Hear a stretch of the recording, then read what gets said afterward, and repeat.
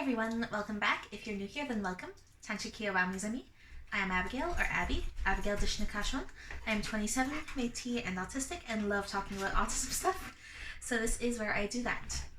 Today is April 23rd, but I have fallen almost a full week behind. In addition to being busy with work, I got distracted by this. I have published the paperback edition of my stories about my dog, and I got my copy.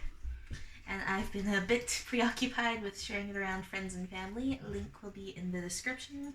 So anyway, a little preoccupied with living my dream of being an author and fell almost a full week behind. So today I'm going to do the prompts from April 18th to April 21st. And the rest tomorrow. Or at least that's the plan. It's the weekend, so it should be doable. Should. So, let's get started. So, April 18th. Do you have any pets? If not, do you want any in the future? Why or why not? I do. My boyfriend and I have a Bernese Mountain Dog, Valkyrie.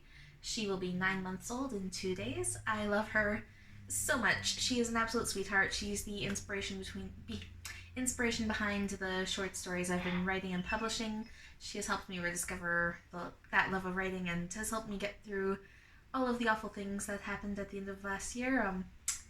You actually just saw her a little bit ago with her head. She's over there in the corner. This is her. Say hi, Val.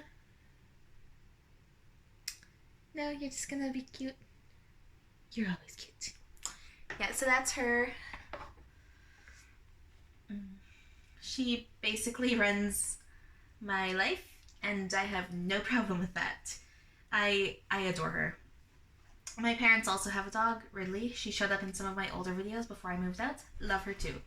She's a bit crankier than Val is. So next one, April 19th.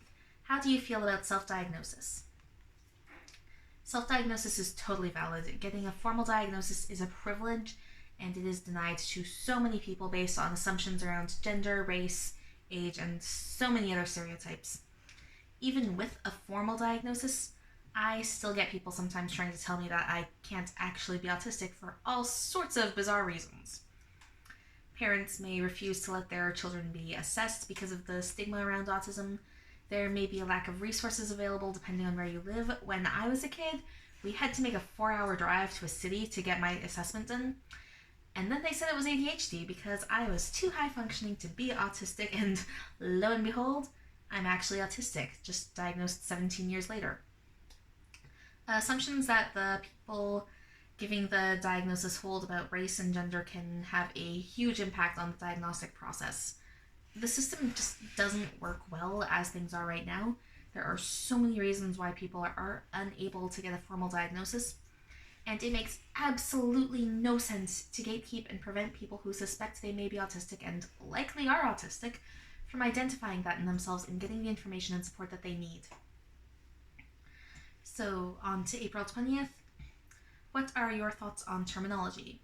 For example, high functioning and low functioning versus high support needs and low support needs, non-speaking versus non-verbal, person first, identity first, etc. It's really hard to make a generalization with this, which is what a lot of people try to do. For person first versus identity first, it really does seem like the majority prefer identity first. This is true for myself and most people I know, but I would never tell another person how to refer to themselves. If someone is more comfortable using person first for themselves, that is fine. I'm not going to tell them what to do. For support needs versus functioning labels, I personally think that's just a big mess right now because it's not just high functioning and low functioning versus high support needs and low support needs. You also get the levels that apparently exist and terms like Asperger's thrown in, and yeah, I've personally stopped using all of those terms and just specify what I need for each individual situation. I don't like any of them, not for myself at least.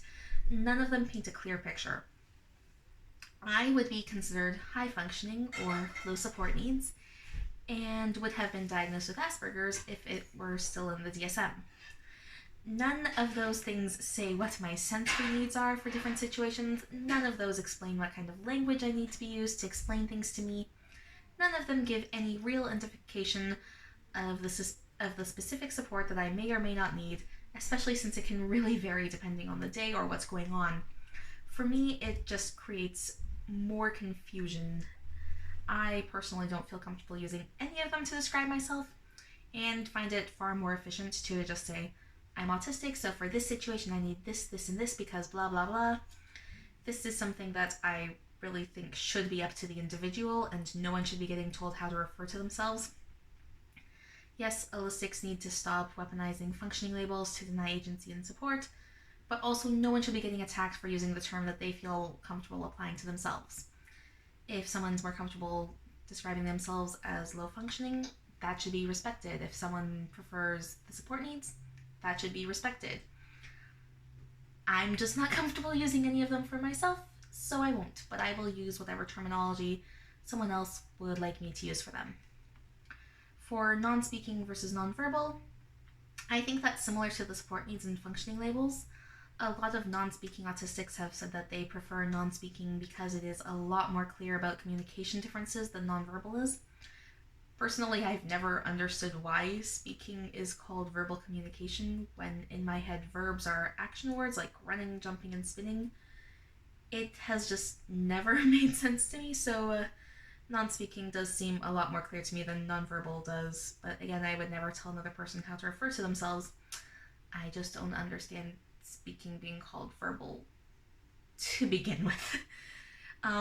If people are still comfortable using non-verbal for themselves, they should be allowed to.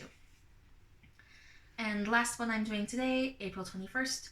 What do you think about euphemisms for disabilities such as special needs, differently abled, etc.? I personally hate them. Special needs was used by all of the bullies when I was a kid to mock disabilities. They used it on me that way. Differently abled is just extra syllables and harder to say for me. And just, doesn't everyone have different abilities? Handicapable is patronizing. They're all patronizing and can be infantilizing too. Disabled is not a dirty word. Just say disabled. Yeah, disabled people are using it to refer to themselves most of the time. Almost every time I see one of these euphemisms for disabilities, it's an abled person thinking they're being respectful and just coming across as uncomfortable with the concept of disabilities. So yeah, just say disabled. Unless the specific person prefers something else, just say disabled. There is on the spectrum for autism specifically. I don't know why I couldn't say that word. And honestly, I don't fully hate it. If it's the only way someone is referring to autism, then yeah, that's a problem. I then dislike it as much as the other ones. But personally, writer brain, to me, it feels like a good way to break up and change language before autistic stops sounding like a word. So when talking about myself, I will occasionally throw it in just for variation before my brain shuts down. And all of these are, again, just my own experiences and opinions. I'm not trying to speak for anyone else here, just me. With language, just be respectful and use what the specific person feels more comfortable with. Or if you are speaking on a in general, use what the majority is generally more comfortable with. Just don't be a jerk. Anyway, that's it for today. Script is 8 pages again, and I word vomited a lot of extra in as well. So ending this here. Thank you everyone for watching. Merci pour ton temps. And I will see you in tomorrow's video where I finish catching up, I hope. Ka wapamitin mina. Bye.